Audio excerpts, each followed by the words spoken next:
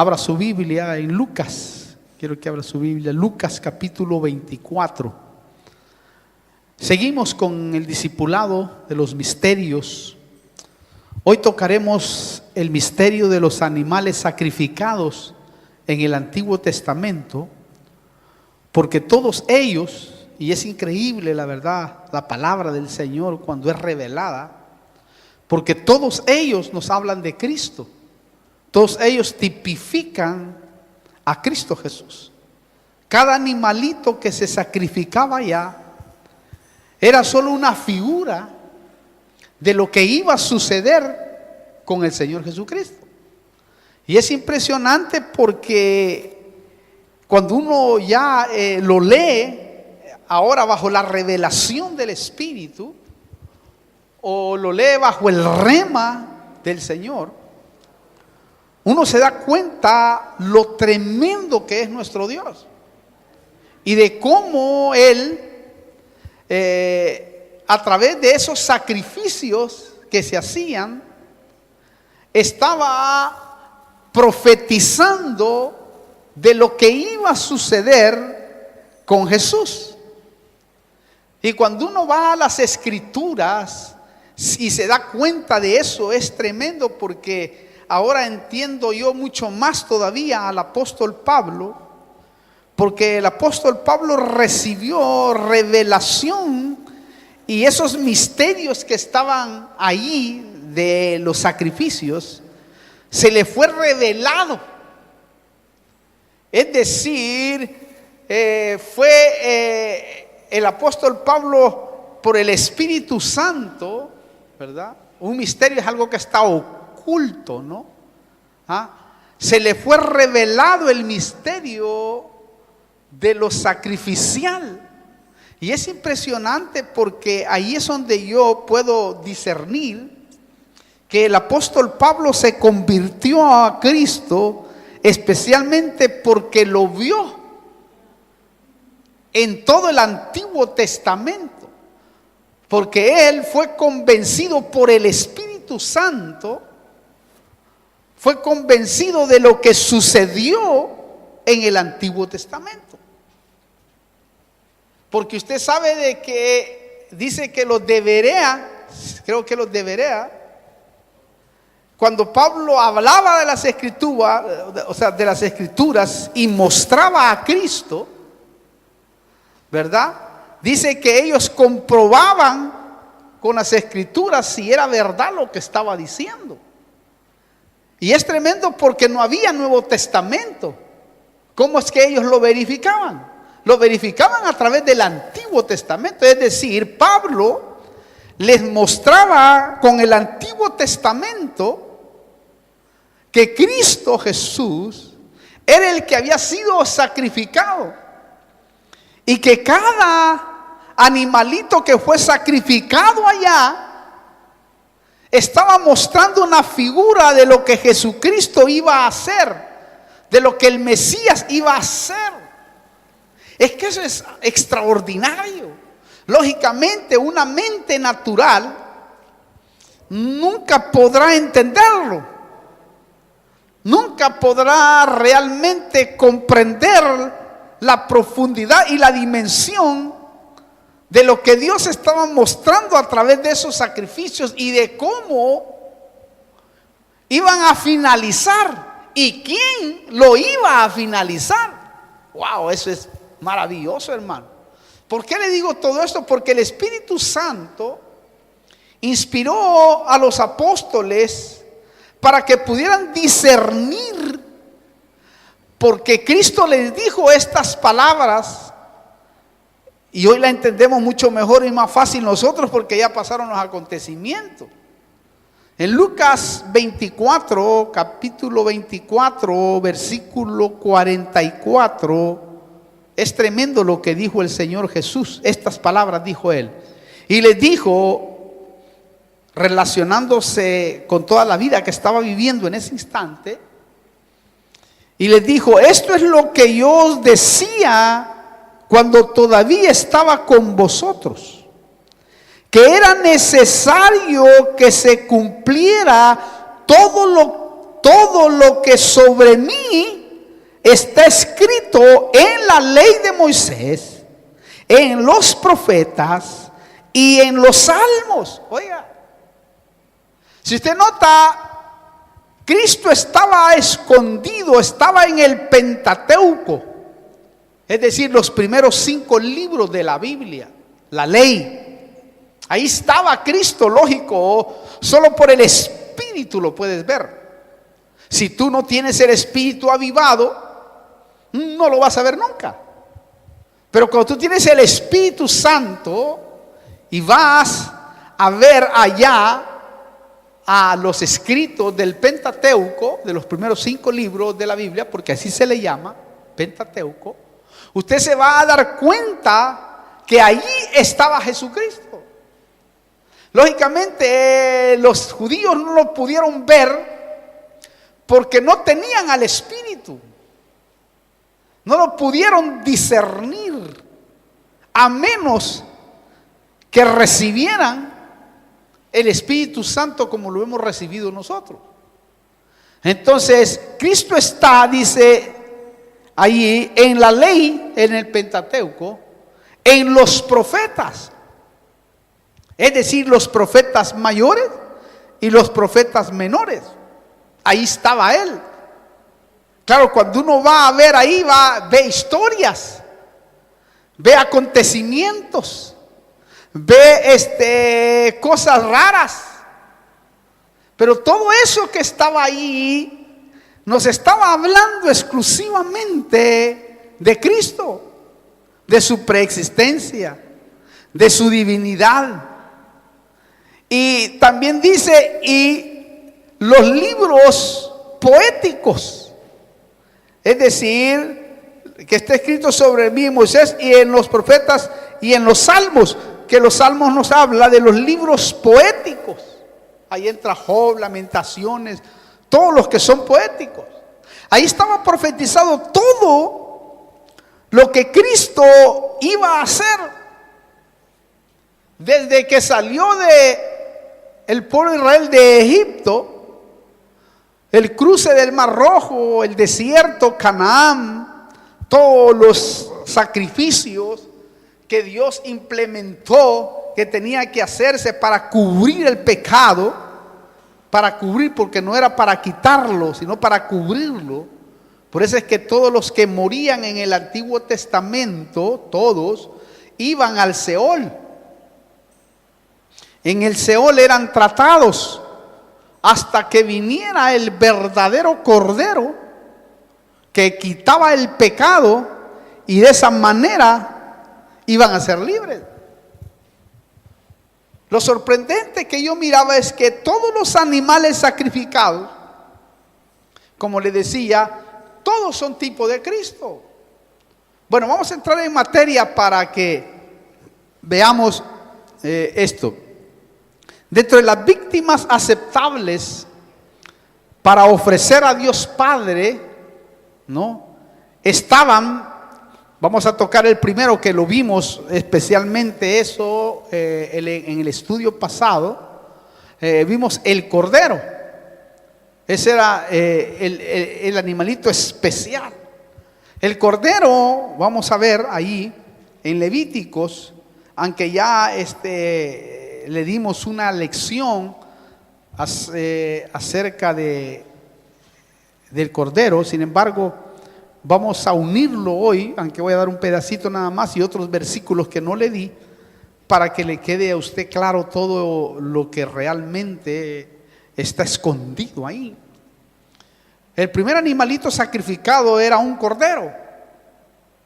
El cordero en Levíticos 1:10 dice: mas si su ofrenda para holocausto, oiga, esta palabra es clave, es del rebaño de los corderos, oiga, o de las cabras, impresionante, ofrecerán un macho sin defecto. ¿Oyes? Mire, la ofrenda del cordero tenía que ser ofrecida en holocausto. ¿Para qué? Para que fuera sacrificio completo y aceptable a Dios. ¿Oyó bien? Tenía que ser holocausto. Holocausto significa ser quemado entero en toda la dimensión de la palabra. Entonces, esto nos indica que el cordero, el último cordero, que era Cristo, el Mesías, que vino a la tierra hace 2000 años y pico, ese era el cordero de Dios que iba a quitar el pecado del mundo. Pero para que quitara el pecado total del mundo, de nosotros, pecadores, tenía que ser holocausto. Es decir, tenían que quemarlo entero. Ya vimos en el estudio pasado las diferentes partes que se comían, que se quemaban, etcétera, todo lo que se comía, ¿verdad? Y vimos los simbolismos tremendos y perfectos en Cristo. Pero aquí confirmamos que el cordero tenía que ser holocausto. Esto implica y nos da a pensar, porque la Biblia, cuando se escribió y por el Espíritu nosotros podemos ver mucho más allá de lo que está escrito. Porque la Biblia dice que la palabra está escrita por dentro y por fuera. Por lo general nosotros vemos solo lo de afuera, nada más. Pero lo que está dentro es lo que nos va a dar vida, lo que nos va a dar la revelación perfecta. Y por eso es que vemos nosotros que el Señor Jesús, al decir que es el Cordero de Dios que quita el pecado del mundo, implicaba que el sacrificio iba a ser aceptable, total, si era quemado en toda la dimensión de la palabra. Es decir, que si Cristo no hubiera hecho ese cordero, la forma de cordero que tomó, no hubiera hecho holocausto, usted y yo tendríamos que ir a hacer holocausto. Pero Él lo hizo completo. Entonces podemos imaginarnos y pensar de que Cristo fue el que inauguró el lago de fuego. Porque ahí es donde se hace el holocausto completo. Aunque sabemos que cuando alguien muere sin Cristo y va abajo, allá, al prototipo del infierno, sabemos que hay fuego también. Pero ese es solo un prototipo de lo que va a ser realmente en el futuro, porque el que no se halló inscrito en el libro de la vida fue lanzado al lago de fuego, que es la muerte segunda, Apocalipsis 20. Ahí vemos que es la totalidad, es como que Cristo hizo todo el proceso, porque si era el Cordero tenía que hacerlo. Hizo todo el proceso que un pecador tenía que hacer. Entonces tuvo que pasar por todo el proceso. Entonces la ofrenda del Cordero tenía que ser ofrecida en holocausto para que fuera sacrificio completo y aceptable. Holocausto significa ser quemado entero, y Cristo lo hizo por nosotros. Por eso a Isaías también le revelaron por el Espíritu Santo, y él lo profetizó diciendo, mire Isaías, por eso Isaías es tremendo, hermano. Capítulo 53, versículo 7. Fue oprimido, escuche, está hablando de Cristo, fue oprimido y afligido, pero no abrió su boca, y así lo hizo. Como cordero que es llevado al matadero, cuando iba con la cruz, y como oveja que ante sus trasquiladores permanece muda, no abrió él su boca. Wow, qué tremendo. Y eso fue lo que hizo cuando iba al Calvario. No abrió su boca ante aquellos que, hermano querido, lo golpeaban, lo escupían, ante aquellos que con latigazos lo llevaban, siendo justo. Pero era porque estaba cumpliendo la profecía del profeta Isaías. Notó, esto fue lo que sucedió después del Getsemaní también, Cuando el Señor entregó su voluntad. Recuerde, como decíamos en el estudio pasado, la voluntad fue entregada en el Getsemaní. O sea que el verdadero sacrificio, la verdadera aflicción, como dice acá, mire, porque en el Getsemaní fue oprimido. Ahí dice la Biblia que se afligió su alma hasta la muerte. Y luego fue al sacrificio, pero ya con la voluntad entregada. Esto quiere decir que el verdadero sacrificio fue en el Getsemaní. Ya la muerte en la cruz ya no, porque ya había vencido, ahí había vencido a todos. Ahí en el Getsemaní, porque ahí sus gotas eran como de sangre, una angustia terrible. Ya cuando vino los clavos, ya la Biblia dice que se le fue puesto gozo y así llevó la cruz. Es decir, con gozo, dice, ya está. Cuando dijo el Señor, cuando dijo las palabras, consumado es. En otras palabras quería decir, Señor, he cumplido todo lo que habíamos hablado, porque Cristo fue sacrificado antes de la fundación del mundo. Es decir, cuando ya se consumió todo, ahí fue que el Señor cumplió toda la palabra, hermano. Algún momento vamos a ver cada derramamiento de sangre, lo que pasó en esas horas finales y que está profetizado por la palabra. Tremendo, hermano. Pero nota usted acá que el Señor entonces ahí entrega su voluntad. Isaías lo vio de esa manera y en el Getsemaní se cumplió. También a Juan el Bautista, el Padre le reveló a Cristo como el Cordero que quitaría el pecado del mundo, que fue lo que vimos la vez pasada. Se lo mostraron cabal cuando lo vio, y después lo volvió a ver 2 veces. Le mostró cuando bajaba, que la paloma se posó sobre él. He ahí el Cordero de Dios, como que estaba diciendo, aquí está el último Cordero, nunca más se sacrificará, porque este es el Cordero que estábamos esperando de todos los sacrificios que se hicieron. Y ahí, hermano, le cayó la revelación que ese era el Cordero que estaba profetizado allá en el Antiguo Testamento. Qué maravilla, ¿no? Otra víctima aceptable que se ofrecía al Padre Dios en el Antiguo Testamento era el macho cabrío, que lo leímos junto con el Cordero. Leámoslo otra vez. Versículo 10.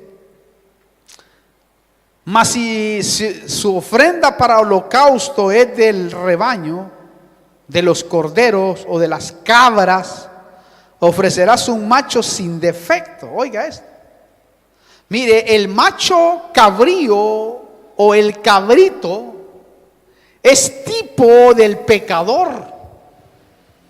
Veamos cómo entra la figura acá para entender. Abra su entendimiento. Capítulo 25 de Mateo, para que vea la figura perfecta. Versículo 33 dice: y pondrán las ovejas a su derecha y los cabritos a la izquierda. Versículo 41 de ese mismo capítulo 25. Entonces dirá también a los de su izquierda, a los cabritos: apartados de mí, malditos, al lago eterno, al fuego eterno, que ha sido preparado para el diablo y sus ángeles. Note que hay una verdad tremenda. Por ejemplo, si usted nota ahí, el lago de fuego había sido preparado para Satanás y para sus ángeles. O sea que la oportunidad era para todo el mundo de recibir al Cordero y ser salvo.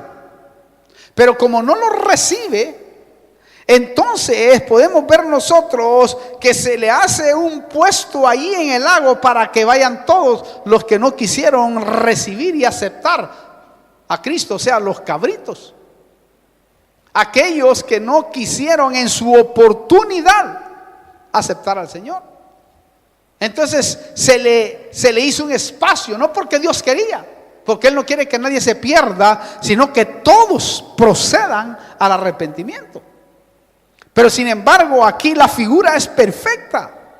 El cabrito, tipo del pecador, el que no acepta a Cristo en su oportunidad, va a holocausto, va al lago de fuego, va a la perdición eterna. Lo tremendo es que el cabrito era un tipo de Cristo. ¿Por qué?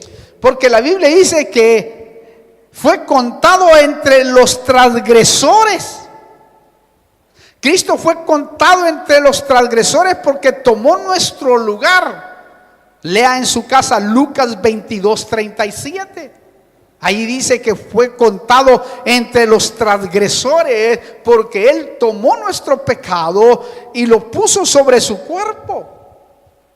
Entonces, es perfecta la figura. ¿Por qué? Porque Jesús se hizo pecado y maldición. Oiga esto. Jesús se hizo pecado y maldición porque sustituyó al pecador, sustituyó a usted y a mí. Entonces Él se hizo maldición porque la Biblia dice en Gálatas capítulo 3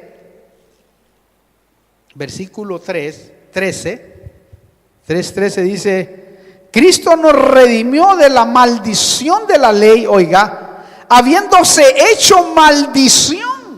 ¿Notó? Por nosotros, porque escrito está: maldito todo el que es colgado de una cruz, de un madero. ¿Notó? Cristo se hizo cabrito, se hizo maldición por nosotros porque llevó el pecado.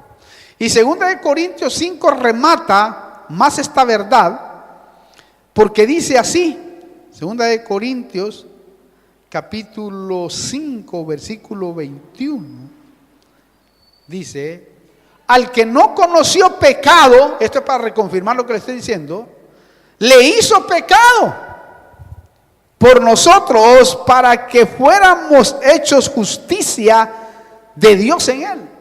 Wow. Mire qué tremendo este versículo. Al que no conoció pecado, le hizo pecado por nosotros para que fuéramos hechos justicia de Dios en él. O sea, Él tomó la posición de nosotros. ¿Notó eso? Esto nos confirma que todo lo que hizo Cristo fue hecho como parte del plan de redención del Padre. O sea, todo eso estaba planificado perfectamente. Por eso es que Jesús llevó sobre sí los pecados de la humanidad. Todos. Pero no todos han creído. No todos han aceptado. Por eso hemos dicho en alguna oportunidad que la verdad que sería muy burro alguien en el mundo perderse. Porque la salvación viene por creer, nada más. El que creyera y fuera bautizado será salvo.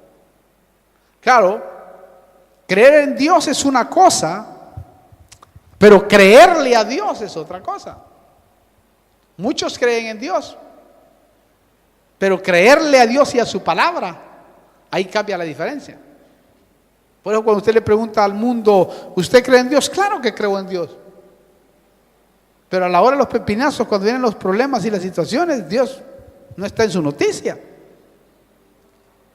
Pero creerle a Dios, a su palabra, ya cambia.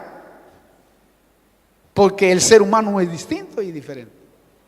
Por eso es que Jesús llevó sobre sí entonces los pecados de la humanidad. En otras palabras, Él recibió el castigo que los pecadores merecían. O sea, usted y yo. Él recibió el castigo total. Mire qué tremendo, hermano. Otra víctima aceptable que se ofrecía al Padre en el Antiguo Testamento, número 3, era un becerro. O sea, un torito o novillo, hijo de vaca. Se ofrecía, y esto es sorprendente, hermano, porque la figura es maravillosa.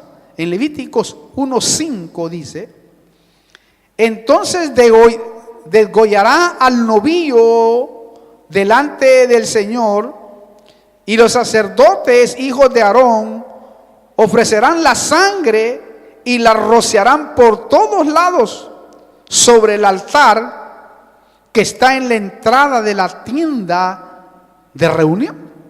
¿Oyó eso? Si usted nota, también este becerro o novillo era un tipo de Cristo perfecto. ¿Por qué le digo esto? Porque el becerro es un animal limpio y su carne se usaba solo para ocasiones especiales. Mire qué curioso. Lo extraordinario es que el sacrificio de Cristo fue una ocasión especial. Fue una ocasión, hermano, única. Aparte, fue una ocasión, hermano, única que se ha dado en el universo en ofrecimiento al Padre. Fue único en todo el vasto universo. Mire qué maravilla, hermano. También la sangre del becerro servía para rociar todas las cosas sagradas del tabernáculo y del pueblo, confirmando el pacto de Dios con ellos. Fíjense. Mire qué maravilla. Y Hebreos, vamos a ir a Hebreos, a ver si me apagan este ventilador, Pablito. Sí. Hebreos capítulo 9 lo reconfirma, para que veamos la figura perfecta. Hebreos 9, 19. Mire cómo dice. Vamos a leer hasta el 22. Porque cuando Moisés terminó de promulgar todos los mandamientos a todo el pueblo conforme a la ley, tomó la sangre de los becerros y de los machos cabríos con agua, lana escarlata e hisopo y roció el libro mismo y a todo el pueblo, diciendo: esta es la sangre del pacto, oiga, que Dios os ordenó. Y de la misma manera roció con sangre tanto el tabernáculo como todos los utensilios del ministerio. Y según la ley, casi todo es purificado con sangre, y sin derramamiento de sangre no hay perdón. ¿Oyó eso? Sin derramamiento de sangre no hay perdón. Entonces esto significaba de que tenía que haber un derramamiento. Lo tremendo es que la sangre de Jesús fue rociada de una vez para siempre en el lugar santísimo del cielo, no de la tierra, para nuestra redención eterna. ¿Oyó?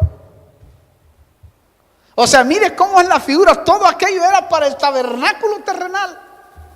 Cuando vino el verdadero Cordero que quita el pecado del mundo, su sangre fue rociada en el tabernáculo original de Dios en el cielo. Hebreos 9:12 dice: y no por medio de la sangre de machos cabríos, oiga, confirmando, y de becerros, sino por medio de su propia sangre. Escuche, entró al lugar santísimo una vez para siempre, habiendo obtenido redención eterna. ¿Oyó eso? Si usted nota, es tremendo. Quiere decir, cuando Cristo derrama su sangre, ¿verdad?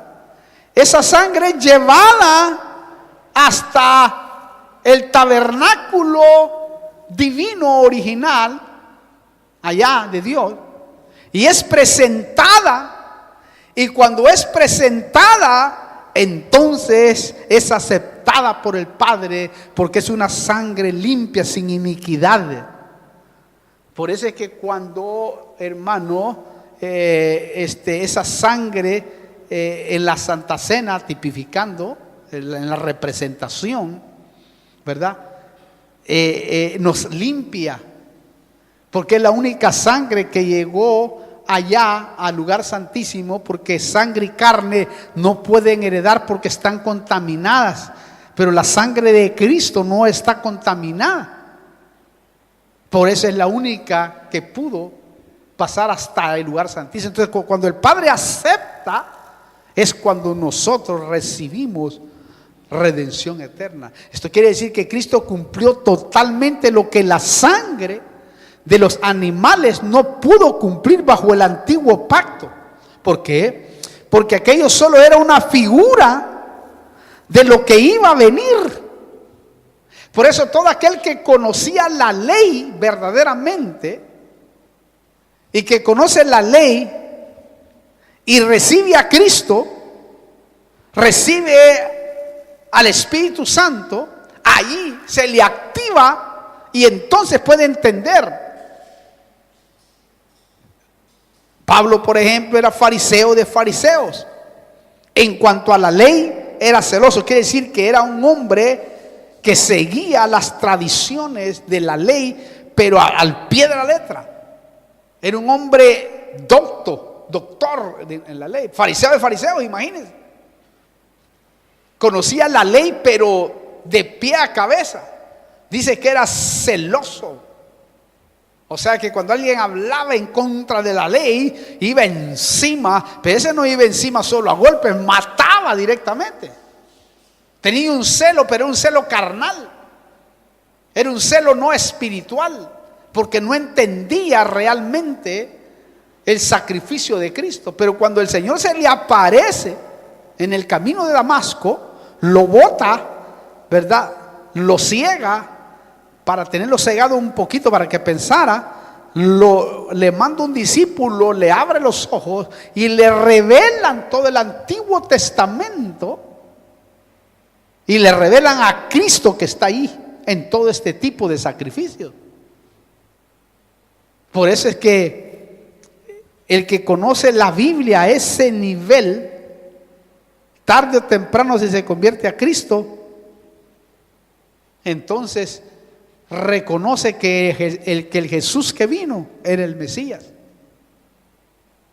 Como este que le contaba en algún momento, este erudito, doctor de la ley, ¿cómo se llamaba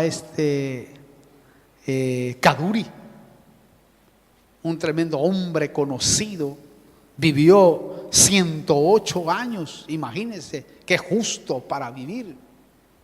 Todas las universidades, hermano, de Israel, en Estados Unidos, era respetable, los presidentes lo respetaban, porque era un hombre que cuando llegaban a visitarlo, rezaba la ley y los principios de ética impresionantes. Pero antes de morir dejó una carta. Está ahí en internet, usted lo puede ver. Kaduri, 108 años vivió. Ahí está aquel hombre y dejó una carta diciendo que el Mesías se le había aparecido. Jesús. Y todo el mundo, ¿verdad? Su hijo, el hijo que tenía, él la recomendó que cuando muriera la abriera, la carta, con su propia mano. Y dijo estas palabras, se las voy a parafrasear, te puede verlo, lo vimos también. Dijo estas palabras: aquel Jesús que tanto nosotros hemos desechado, el que decimos que es un impostor, se me apareció. Y ese es el verdadero Mesías. aquel que Israel está menospreciando. Jesús de Nazaret, el que murió en la cruz del Calvario. ¡Wow! Dice que las universidades, los doctores de la ley, todos los eruditos, hermano, dice, eso es mentira. Eso alguien lo escribió, eso no fue Kaduri. Entonces, para que pudieran comprobar, lo llevaron, sus escritos, los estudiaron, la ciencia, para certificar si era verdaderamente la letra de él. Y la sorpresa fue que lo certificaron y era la letra de él, y eso formó un caos en todas las élites religiosas judías, hermano.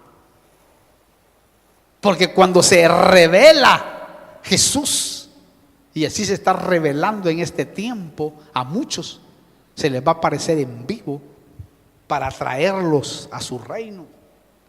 Y es tremendo porque el que entiende el Antiguo Testamento y se convierte a Cristo, ahí puede ver a Cristo verdaderamente en cada libro del Antiguo Testamento. Mire, al apóstol Pedro le revelaron también el rociamiento de la sangre de Cristo. Por eso dijo estas palabras. Primera de Pedro 1:2. Según el previo conocimiento de Dios Padre, por la obra santificadora del Espíritu Santo. Repito, según el previo conocimiento de Dios Padre, por la obra santificadora del Espíritu, para obedecer a Jesucristo y ser rociados con su sangre, que la gracia y la paz sean multiplicadas. No, dije que me lo apagaran, Pablo. No se puede. Ah, qué raro, men. Yo pensé que estaba apagado. Qué raro, qué viento es este. ¿Será que está el viento del Señor que me está soplando por aquí? ¿Qué, hermano? ¿Era el ventilador? Pero note usted, es tremendo. A Pedro le revelaron también. Nosotros espiritualmente ya hemos sido rociados por la sangre de Cristo. No, Pablo, este ventilador allí. No anda ese. Oh, ¿me explico? Entonces déjalo así, varón, no hay problema. Hay que arrancarlo mañana, no quiero saber nada.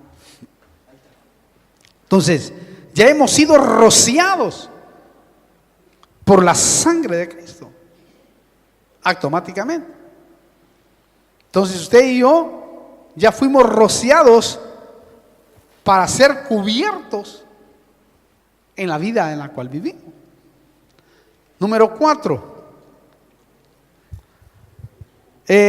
Otra víctima aceptable que se ofrecía a Dios Padre en el Antiguo Testamento, tipo de Cristo, era una tórtola o un palomino. Levíticos 1, versículo 14, dice así: mas si su ofrenda para el Señor es un holocausto de aves, entonces traerá su ofrenda de tórtola o de pichones. Oye, esto qué maravilloso, hermano. Mire, la figura es perfecta también. ¿Por qué? Porque estas aves son símbolo de inocencia y pureza. Y la Biblia, hablando de Cristo, dice en Hebreos capítulo 7, versículo 26, dice de esta manera: porque convenía que tuviéramos tal sumo sacerdote, santo, inocente, inmaculado, apartado de los pecadores y exaltado más allá de los cielos. ¿Notó? Perfecta, ¿no? La figura. Porque nuestro Señor murió en la cruz siendo puro, inocente, es decir, sin culpa, sin pecado.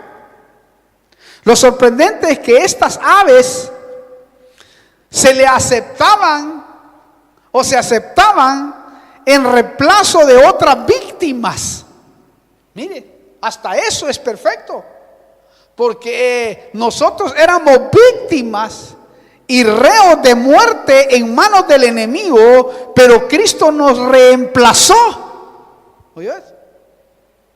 ¡Qué maravilla! Ahora, Cristo, aparte de ser un tipo figurativo de todos los animales, también es tipo del sumo sacerdote que expiaba por los pecados del pueblo. También en eso todo estaba relacionado a Cristo. Claro, tenía que ser de esa forma para que se cumpliera en él literalmente lo que estaba escrito en la ley. Tenía que ser exacto, porque Hebreos 7 también, versículo 26, repito, y 27 dice: porque convenía que tuviéramos tal sumo sacerdote, ¿oyó? Cristo, santo, inocente, inmaculado, apartado de los pecadores y exaltado más allá de los cielos, que no necesita, como aquellos sumos sacerdotes, ofrecer sacrificios diariamente, primero por sus propios pecados y después por los pecados del pueblo, porque esto lo hizo una vez para siempre, cuando se ofreció a sí mismo. ¿Notó? Esto quiere decir que en Cristo terminaría todo lo relacionado con la ley y los sacrificios.